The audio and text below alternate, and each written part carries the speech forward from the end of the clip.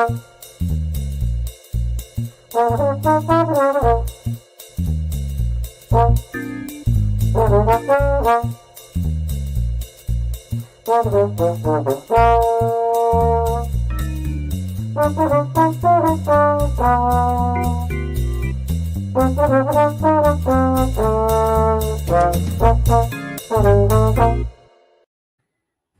and welcome to.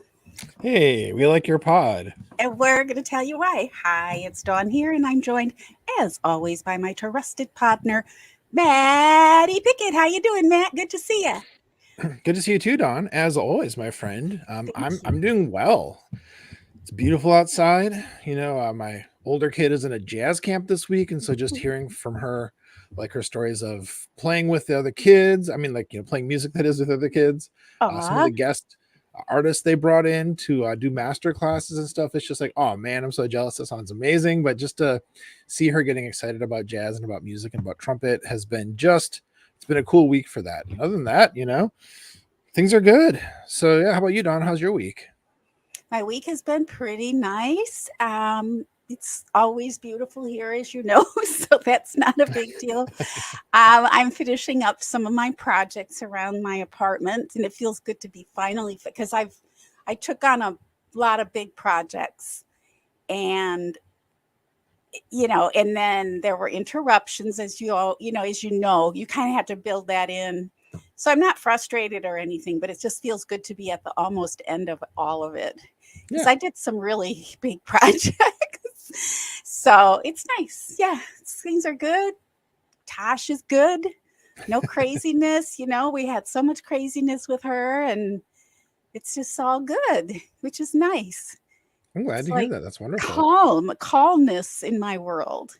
So we both have kind of calm in our world. Things are good. And the Packers they've had a lot of good clips, a lot of good news coming out of the building from the beat reporters and everything. And, we just found out that Trevor Lawrence got paid. And so a question for you, I was going to spring this on you, Don. Do you think that Jordan Love will get more, and does he deserve more than Trevor Lawrence? What do you think? It's funny. I was thinking about that while I was setting up for our podcast. Okay, so you could say Trevor Lawrence has had an extra season on Jordan Love, right? Couple of extra seasons, right? Because he started when he came in. He's done 3 years as a starter, hasn't he? I think so. Has it been that many? Okay. So I don't think he's I don't know. I mean, I think Jordan Love should make more because he's better. Yeah. So let's go on that. So is Jordan Love better than Trevor Lawrence? I'm going to say, trying to not be a homer, I do think he is, and I think the stats bear that out. So I think we can compare all the stats. I think it will show Jordan Love is better. So we can start with that, but he's less experienced in terms of starts and stuff like that. Right. It was the experience I was thinking about. I'm just thinking they're going to figure out a way to structure the contract so that it looks like he's making more, and he might make just a little bit more. Mm-hmm. But it's in terms of talent, because you don't have, everyone thinks Trevor Lawrence is a great quarterback, and everyone expected him to be, right, when he was drafted. But you didn't see them talking about Jordan Love in the way that nationally, internationally, the press, the people who really know football were talking about Jordan Love last year. It's like he's the next walk-in Hall of Famer type. Yeah. So, so in that sense, I just feel like, of course you should make as much, if not a little bit more. Mm-hmm. And it would have been probably better for the Packers to get the deal done first, because before the market kept rising. Yeah. Yep. But the way they can be so creative with structuring deals, I don't think it's going to make a huge difference.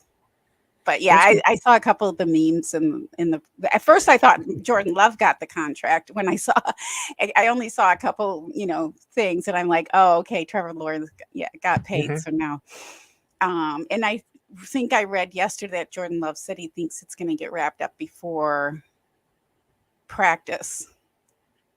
The deal, before preseason, maybe before actual training camp. Yeah. Right. So but it doesn't have to be, I guess. But in any case, yeah, he doesn't have the experience, but having said that, he's shown more with less experience. Yes. And we've trained him up well. He's had that time to, to marinate. Yeah. Yeah, whereas Trevor Lawrence just had to start right away when the Jags drafted him, and it was not a good situation in terms of like the build of the rest of the team. And it's gotten better, but still, remember when Trevor Lawrence came out, people were like, "This is a generational talent." You know, I hate when people say that. So big deal. But if you drop a quarterback into a rough situation, like what's going to happen? You're going to ruin the quarterback's career. So yeah, I think Trevor Lawrence was supposed to be a bigger deal by now, and it's definitely the case that Jordan Love has shown more in his like smaller sample size. So I mean, obviously the question people keep talking about is like, is it sustainable? Will he be just as good? Will there be regression? And it seems like there's no reason to actually legitimately project regression for him, especially because everybody's aging up. The number of receivers he has, it's not like if half of them regress, the other half progress from last year. It seems like he's still gonna look amazing because he has so many receivers he can throw to. So I just feel like even though it's a small sample size for Jordan Love so far, I think he's gonna be fine. I think he's gonna be amazing going forward. I don't think that was gonna be a flash in the pan. Yeah. And it's really, I mean, it was really sad what happened to Trevor Lawrence that first year with the crazy coaching and the whole situation and how that could have affected him. And he held steady. You didn't see him lose his temper or anything like that. He handled it with grace. And it just goes to show, I'm sure Jordan Love was super happy to be drafted into the Green Bay Packers and to know that he had a really well-run organization behind him, a good coach, and not that funny business that was going on down there in Jacksonville at the time. I mean, that's, I don't know how to put it, but it was a clown show. It was terrible. I don't know. Yeah. So hopefully better things ahead for him. And I do think the Jaguars are, I don't know who else they have. Do they have some good weapons around them? Because a couple of years ago, they had a lot of draft picks because they did so poorly. I mean, there's always the benefit of getting a good draft picks after doing poorly. So, so he's got some talent around him. He does now, for sure. Quick hi to our friend Joe in the chat. Joe, fun to think about. Oh, I was. Oh, you both did that. Here. Oh, we're doing it. Don and I both trying to display Joe's greeting at the same time, and it happened twice in a row. That's what was going on there. So, hey, Joe. Glad you're Joe. Here, hello. So one good news this week. I take care of a feral cat, so she doesn't come inside. I've been taking care of her for a few years. I want to say it's 4 years now, and she. Sometimes after daylight savings, it gets a little off because the cats don't really have daylight savings, but you do. But anyway, I try to keep her regulated, and it got to the point where I would just go out there with her food, and I could get within a couple feet of her. Anyway, I feed her, making sure that I'm feeding her and not 60 other cats or raccoons or something else. And then, so after this daylight savings, whatever it was, March, April, I don't know.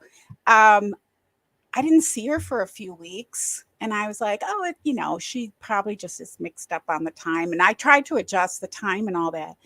And then I saw her once, and then I didn't see her for a long time. And I was just about to stop bringing food out because I don't know who I'm feeding out there, if I don't see her. And I don't want that to be the situation. I don't want to be just leaving food out for wild animals. So, and every time I think that, she shows up, and she showed up again. So I've been feeding, but I was really thinking something happened to her.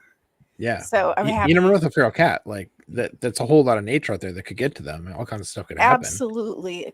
Coyotes for one thing, and because we have them everywhere, and then cars. But she's been out there for a while, so she's pretty experienced. She seems to know her stuff. But I kind of had just about all but given up, and there she is. I'm so happy. She is. Oh, Yeah. nice. That's She good. looks okay. Yeah. She doesn't look like she was beat up or anything like that. But yeah, so that was good news. Her name is Bon Wee. I named So her. wait, I was gonna say, I was like, how do you know her name exactly, Don? It's French for good night, if you don't know it. And it Oh, was Boney. because that's about the only thing I could ever say to her. I would feed her and say, okay, good night. Hmm. So I was like, well, I can't just make it good night. I think my neighbor calls her night night. And I do. I have Wait. a neighbor who's really sweet. And she's one of our show subscribers. And she, if I'm, not home or unavailable, she'll feed her. She calls her niece. But it's actually really good to have a feral cat situation, and they're called community cats. Okay. And because especially, so what you do is they call them trap and release. So they trap them, they spay them, they take care of them medically, and then release them. And then when they're spayed, if it's a female, it'll keep the male population out and so they'll have their own territories. And it's Hmm. really good to have a cat because they take care of rodents and things like that. Yeah. So Yeah, for sure. yeah. Hmm. So, anyway, Hmm. so You my need a cat. landlord puts up with it. I had a fight for it because there's always some idiot who wants to complain about things that don't, like, of all the things to complain about. Oh, Dawn's feeding a cat. Oh my God. Right? It's just so dumb. Seriously. I have people complain about my flowers. I'm like, Your okay, flowers. That's yeah. So I get more flowers. It's like, okay, it's like, give me a break. Like, of all the things to complain about, flowers and cats. that's ridiculous. Anyway, Yeah. it's crazy. It's a crazy world. It's a crazy world. So, well, I have some fun superlatives this week. Ooh, Kind of fun off-season theme. What love about that. you? Yeah, I have 4 this week. I couldn't get it down to 3. I couldn't fit them all into the trunk, So Hmm. I have one superlative bubbling out the back there that needed to be Nice. said. So yeah, do you want to go first or should I? You go first with your 4. Like, go All right. first. We can go back and forth, but since you have Yeah, 4, you can start and finish. let's volley. So I almost feel like this first one though like transcends mere superlatives. So much so that when I was writing down what the superlative would be in our show document, I had to write best, best, best, best, best, best, best, best, best, best, best, best, best, best, best, best, best, best. And this, of course, is going to Tom Grossi for reaching $1 million Oh, total yeah. lifetime in money raised for charity, as he just finished off the international stadium tour. The videos were amazing, of course. All the other like tweets and whatnot around it were incredible. The Hmm. work that Johnny Barks did with him and Pastor being there along with them to So, keep them alive and like help them get places and stuff. All the work that he did, like hmm I it's just so cool. I'm just so in awe of the work that Tom has done. hmm And I don't know, man. I feel like mere words can't really, even approach the awesomeness of what he has done with this. So chaotic good, spreading that kind of an energy, people out there helping each other. That makes my heart freaking sing. I'm almost to the point of tears here just talking about Oh, it. I So know. I it's know. just it's so great. It's so great. Yeah. And so much bigger than football and anything Hmm. like that. So just Hmm. Tom Grossi, man, you're that dude, and congratulations on reaching that milestone. And So great. we all love you so much. Yeah. Amazing stuff. That's fantastic. Yeah. Best, best, best, best, best, best, best. I That's love right. it. Best of the best. He's the best of the best. All right. So I'm going to start mine out.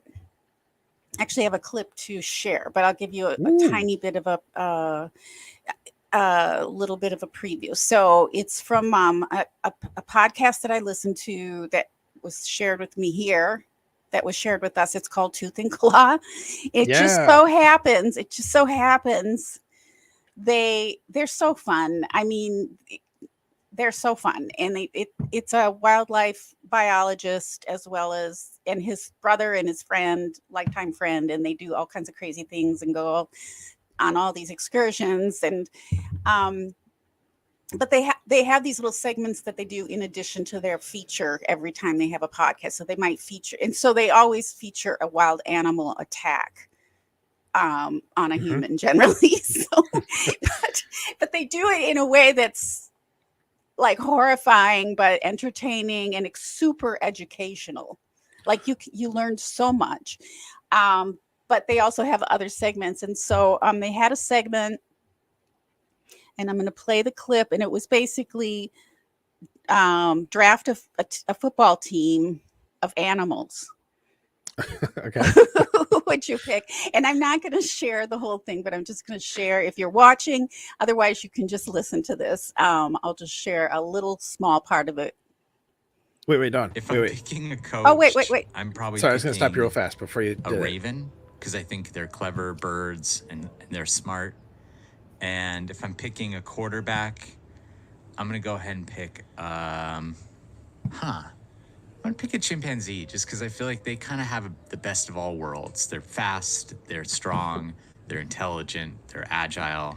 Rip faces. I think you're getting caught up on just like they have hands like a human. I'm not. I was just trying to think of an animal that's like good at kind of everything, and that's one that came to mind. Yeah. Mine was a rattlesnake, which I really like the more I think about it, because they have the fastest strike. So I think it's just going to be throwing lasers to the wide receivers out there. It just puts it like on its head or something, the ball. Yeah, it spits it out. I picked a mongoose to play on my defensive line to kind of scare the snake a little bit, though. So, yeah. Sorry about that, Matt. I didn't know how to pause it. I'm sorry, I stepped all over the front of that. That was I'm terribly sorry about that. Okay. that was awesome.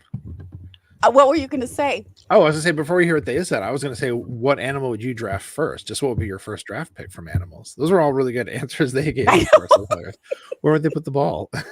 Well, the whole idea is, okay, so just to set it up a little better, the two guys on top are the brother and the friend, and the bottom guy is the wildlife biologist. And the brother and the friend did a show without him, like the previous week or whatever it was, where the brother and the friend, forgetting their names right now, my brain is not engaged, but they did this whole thing. But the predicate was that the football team is of animals, but it's basically humans, but with the animal quality.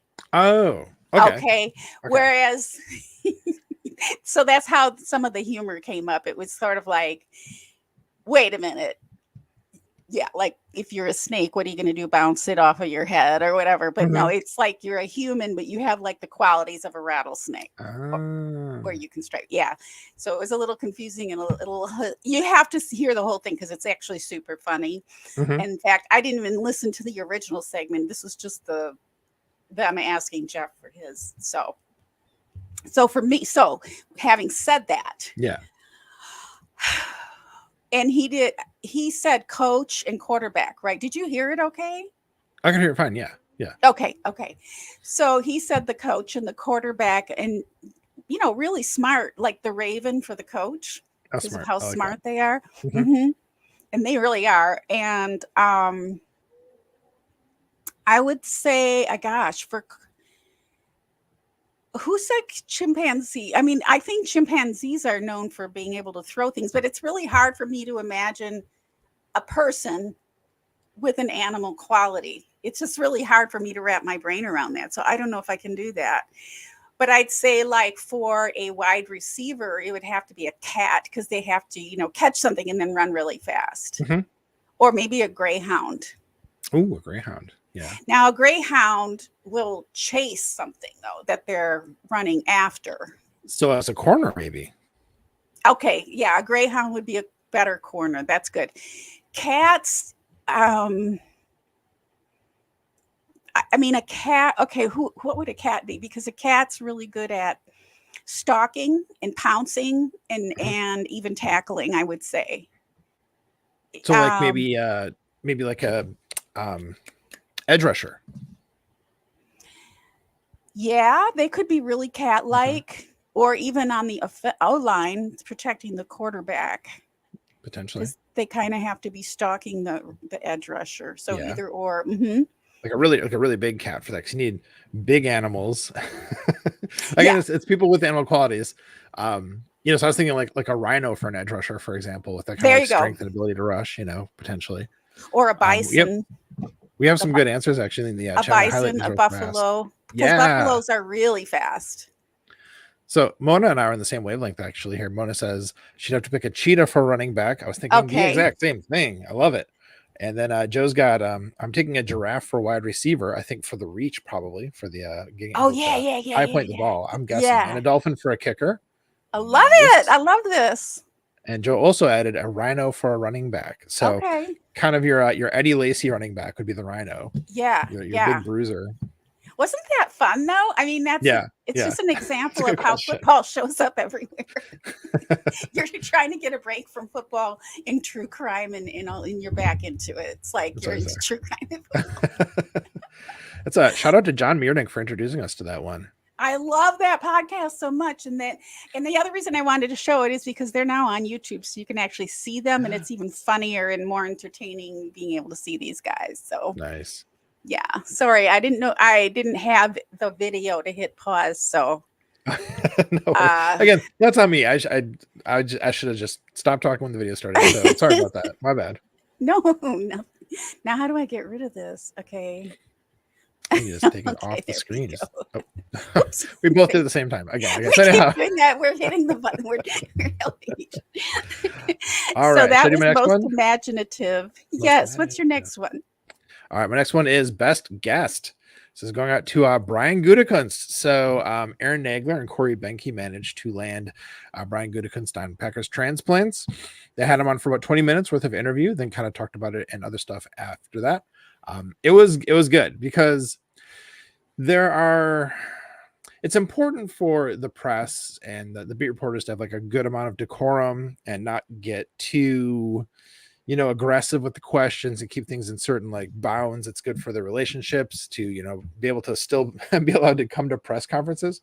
But in a situation like this, in a setting like this, I could tell they were able to push it a little bit more than they would have been able to like in a post-game presser or whatever.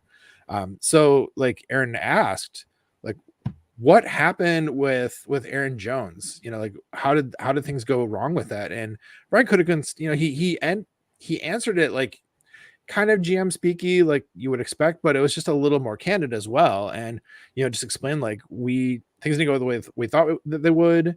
And then we had this opportunity to, pick up Josh Jacobs. And so in the end, it was like, well, this makes more sense to go this way. But he, talked about how he was really heartbroken about it. And, just hated to see him go, which I appreciated him saying that. I feel like, in the moment when it happened, when the news came out, it felt like just kind of heartless. Like, how do you let go of Aaron Jones? He's the heart of the team, So for Gutekunst to not have this chance to like really be like, I hate that it went down like this. He's a good guy. He's an important person. And we're sad to see him go. Like, I appreciated that. Another moment that you would never see like in a press conference was Corey Benke was like, as a GM, you have to be able to put things behind you and move on all the time. And like, not let the mistakes you've made kind of, hold you down as you go forward. How do you do that? Because he's asking like for himself personally. So it's kind of interesting. Like he got like really kind of, it's like a very personal question. And it was funny because the answer that Gutekunst gave him, Corey was like, man, I needed to hear that. That was great. So it's like Brian Gutekunst as GM and life coach.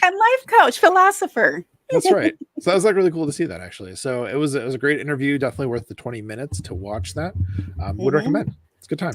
I have that on my list. I saw the clip about it, and I have to sit and watch this. Like, pay attention. I'm excited. I love Gutekunst. I love them all. That's neat that Corey asked that very personal question too. Yeah, I like that a lot. Like you wouldn't expect that at all. All right, so I found a little bit of off-season fun as it's only June. That's the name of our okay, now it's starting to get into the long schlag of when's the football season going to start. Yeah. And that's the name of our podcast this week is Cripes. I was wondering where that came from. I was wondering what you're referring to there. Oh, Cripes. Oh, Cripes. It's only June 13th. I forget that's a Midwestern expression. Anyway, so next superlative goes to that. So anyway, back to this one. So most fun pastime for Packers off season, Packers Jeopardy on Packernet podcast on YouTube. Have you ever done that? No. Tell me more. Well, I was doing something on YouTube yesterday and I was just about to log off and I'm like, oh, what's this? Packers did. Oh, they're live right now. Let's check it out. And I was just going to kind of watch. The next thing I know, I'm like playing Jeopardy. So it was like fully interactive with the people watching? Sorry? Yeah, it was like fully interactive with the people who were watching. Yep, it was playing Jeopardy. And so you have to know the answer and then type it into the chat like really fast. Mm-hmm. And I'm an extremely fast typer. So I did the first couple ones that I knew the answers on. And it was like, and I'd look up and there would be two people who already answered it. So we're probably answering at the same time, like a split second difference. So I didn't get any. I got a lot of answers right, but I didn't get any points because I never was the first one. It's like, how did they go so fast? Like, I'm a fast typer, you know? Mm-hmm. So, but it was great fun. It was great fun. There were a couple that none of us knew we had, and then was like, oh, we're all Googling at the same time. And so you're learning and, you know, refreshing your memory and things like that. It was super fun. And I think they had it last night too. And that's with Pack Daddy Ryan Schlip on Packernet podcast. I was going to ask which one of the Packernet people were running it. I could see Clay doing something like that, you know, because he's got a good like energy for the kind of a thing. But with Ryan running it sounds like a lot of fun. I'll have to watch for that and you know, join in on one of those. Yeah, I think you'd like it. I had a great time. It was just, and I wasn't expecting it. It just was like, oh, what's this? You know, and I've heard about it being done. I think they did it last year. But I never joined in, and I never feel like I know that much. But then I felt good because it's like I knew a lot of these answers. Nice. Yeah, it made me feel good. So, what's your next one? My next one is Best Insight. So, this week on the Tuesday Athletic Football Show with Robert Mays, no longer also with Nate Tice, sadly. This week on Tuesday, he had Jordan Rodrigue, who is the athletic beat reporter for the Rams and an outstanding writer and reporter. I think she was the one who did the Play Callers series last year from Mercury. I think it was her. And she also did this great series on like the kind of behind the scenes stuff with the Rams, like for a full year that came out recently. She's fantastic, very insightful. And so what they were doing on this episode this past Tuesday was a head coach draft. And so they went kind of back and forth. After all, it was a draft. And at number 3 for her pick for the third one in the whole draft, Jordan Rodrigue chose Matt LaFleur. And, you know, at first, Robert Mays was like, whoa, that's kind of aggressive. But then he revealed that he had Matt LaFleur at number 4. And so this, of course, is exciting. I was doing a little happy dance like I do when the national people talk about our guys. Yeah. And the thing is, for the next like 12 minutes or so, they're talking about Matt LaFleur, and she's bringing all this insight stuff that I've never heard about him before, from like behind the scenes, from like talking to him like at camp and stuff like that, and like kind of seeing his office and talking about, you know, like how it's set up and what his approaches are, and it's really, really good. It's like a must listen. So even if somebody were to not check out the whole episode, and it's kind of a long one, it's like over an hour and a half. It's maybe almost 2 hours if I remember correctly. I could get it if you're like, oh, never mind. Just skip to a half hour in. It's just after the half hour mark on this episode. Check out at least the 12 or whatever minutes it is about Matt LaFleur. It's like it makes you even like appreciate him even more and understand a bit better, like kind of his thought process and how he approached the beginning of last season, and like how he wanted to set things up to be successful and help the guys, you know, and the team be successful as they like tried to kind of start anew like they did last season. It's really good. It's really good. Ooh, that sounds great. I'm excited. Another discovery off season, and I don't know, maybe I knew this, maybe I didn't, and I will admit that the title of our show somewhat came from this. My final superlative, best news to me. Okay. It's probably not news, but Charlie Barron's has a podcast. I didn't know that. I know. I found that out Oh, today. thank you. I was like, you. wait, what? Yeah. Yeah. Okay. So Charlie Barron's has a podcast and it's called Cripes Cast, which is Perfect. hilarious. So Perfect. that's where the name came from. Cripes is something like, oh, cripes. Like your geez. grandmother would say. Yeah. Oh, geez. Oh, geez. Big grandma energy on that one. I guess it's a polite way of saying crap. Christ. Oh, Christ. Oh, Christ. Oh, Cripes. Okay. That's how I always took it, because my very Catholic grandma would say that. Oh, okay. I thought it was a more polite way to say instead of saying poo. Yeah. It might. I mean, I don't know the etymology. It could be.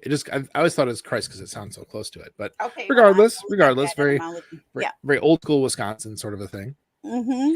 I love it. I haven't heard it in a long time. And Charlie Barron's is a comedian and a figure in the Midwest and a Packers fan. And he's just part of football, like Packers football. He's just part of it. And I just think he's delightful. I just was thrilled to find out he had a podcast, and there's like 200 episodes. I can listen till the season starts. Get all caught 200 up. episds. This is awesome. I didn't realize he had that many. I think so. Kind of taken care of, stored in there. Yep. Yeah, he's hilarious. And in fact, Dawn, my wife and I love Top Chef. On Bravo. Yeah. And we were just getting caught up on this last season, kind of getting to it a couple months late, honestly. It's Top Chef Wisconsin this season. And in one of the episodes, Charlie Barron's was like a guest for like the dinner. And so we're watching and I'm like, wait a minute. That's freaking Charlie Barron's. I know who that is. And he was, of course, he was hilarious on there. And I mean, he's that big of a deal that he was on Top Chef is where I'm going with that. And I didn't know he had a podcast because we found out because Zane Stats, we had on last week, who was fantastic, was on Charlie's podcast. And I saw because he was posting about it because Zane was. So check that out. Okay. And I'm just double checking. It looks like he's had, it stopped counting after 174. So it's like 75, 76, 77, 78, 178. Well, it says 79 episodes, so maybe the numbering's messed up. Maybe he started at 100. I don't know, but that's how many episodes are on YouTube anyway. So yeah, it's really great. Didn't know. So another thing to do during the off season. There you go. Make it go faster. Best news to me. Best news to me too, Don. Honestly. Awesome. That's what you're here for, the news. Well, I mean, that's what we're all here for, is to share content recommendations and hear about stuff we didn't know about. So, right. All right. Well, I have a feeling I know what your final one is. It was so magnificent. So let's bring her home, Maddie. Interesting. I wonder if you do then. So my last one, this is kind of a weird situation, Don, because there was this really, really great video that I want to say Triglass Productions, I think is the name of the production company that did it. Yeah, Triglass Productions, that they released on Instagram. And it was this really great like hype video about Jordan Love and the Packers, and it has everybody wanting to jump through a wall. And then they took it down, and I don't know why they took it down. I don't know what the story is there. I'm very curious about it. One of the theories was that they meant to post it after Jordan Love, got his new deal. Maybe that just they kind of messed it up or something. I don't know what it is. The video is really good, but fortunately, thank goodness for all of us, Eli Berkovitz did download it or whatever and posted it, so you can still see it. It's still out there on Twitter. Thank you, Eli. That was clutch. So you can still see it there. So it's not like they were able to scrub it from the internet, but it's really, really good. It's just one of those like awesome hype videos where it builds and it gets you excited, and Jordan Love like goes so hard in it. It's a good one. It's one of those like I can't put words to it because it's just such like an emotional kind of like thing to watch. So you just gotta watch it. So since it's as of the moment that we're recording, not available on Instagram for whatever reason, do go check out Eli Berkovitz's Twitter page to find it there. Yeah. I saw it and I immediately went to JLo's Instagram because and it's like I don't see it. And then I thought, I wonder if he accidentally, like he wasn't supposed to put it up there, but it's not on their website either. It's not on their Instagram on Triglass. No, because I didn't bother checking there. I was like, oh, it's probably there. Maybe he wasn't supposed to share it and took it down. Interesting. Yeah, I know the story. Mysterious. It is mysterious. I know. But They're it's a good teasing one. us again. Maybe it's just a tease. Could be. I like that. I like it either way. And I did get to see, thankfully Eli shared it, or maybe not. Maybe they're going to be like, Eli, get that off. Yeah. But evidently he wasn't contacted. Maybe they don't know he did it. Yeah, I don't know. Interesting. Intriguing. But it was fantastic. I know. It's so just, good. it was, Yeah. it's like his journey and all the naysayers. The Packers are going to regret him. And here we're talking about how he's going to make more than Trevor Lawrence. Yeah. He's going to be a billionaire. So, all right, Maddie. Well, any final thoughts before we bring you home tonight? We do have an exciting guest next week coming up. Yeah, Who's next our week, guest? Camille Davis is going to be joining us. Camille Davis, who is on the, I want to say, on the Monday Pack a Day, and has a bunch of other stuff that she's on too. She's on a basketball show. And Locked On Bucks. Thank you. And maybe you have this all at the top of your. Do you actually have it up? The different stuff she's on? No, I don't have it up. I just know that just she's knew. on. Yeah. She does Carry the G and MKE, which is through Cheesehead. She's just fantastic. We actually talked about her a few times in the show here. Yes. So when I was able to contact her, I was just so happy that she said yes and she'd be willing to join us. So really excited to meet her, get to know her better, and have her on the show next week. Fantastic. I'm really looking forward to meeting her. I'm just been fangirling her for a long time. All right, Don, shall I bring it home? Let's bring her home, Maddie. All right, well, friends, we'd love to have a chance to interview you and shout you out if you're a subscriber and a football fan. If you'd like to nominate someone to be a guest on our podcast, please let us know. Our DMs are open on all the social platforms. And folks, when you subscribe to our podcast, you help us to keep spreading the love in our community. And the best way to help this podcast grow, other than by hitting like and subscribing, of course, is by sharing it with your friends and family. Yes, Maddie, that's right. Because we love you. We're so glad to know you, to be fans of you, and had the luxury of being fans of the most storied team in the NFL. We appreciate your support, your subscriptions, and sharing our pod. And we look forward to seeing you next week on Hey, we like your pod.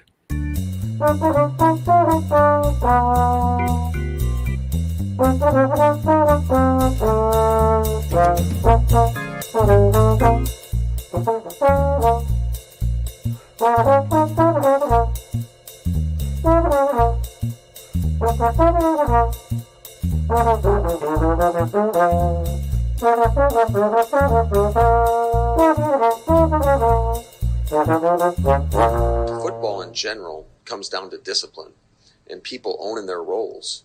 And when you aren't disciplined or you go outside the scheme, bad stuff